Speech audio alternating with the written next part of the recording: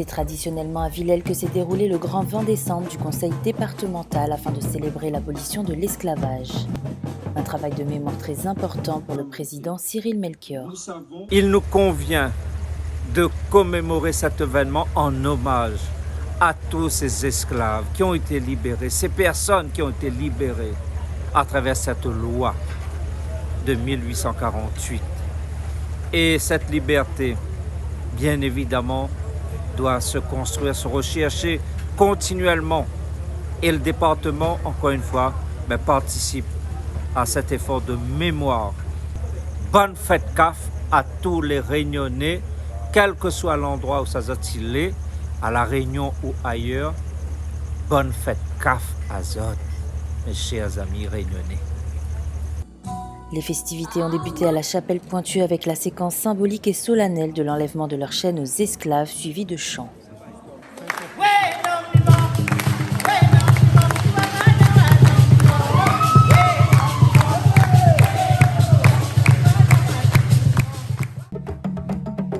Le cortège s'est ensuite rendu au Camp Marron, puis s'est déroulé le fleurissement du mémorial. On a su aussi faire passer de génération en génération notre histoire. On avance chaque jour vers la lumière et avec aussi une force de transmission de notre patrimoine.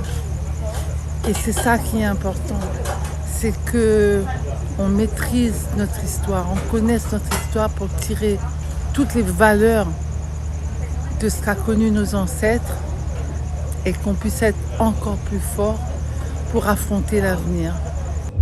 Le musée de Villèle deviendra bientôt le musée de l'habitation et de l'esclavage.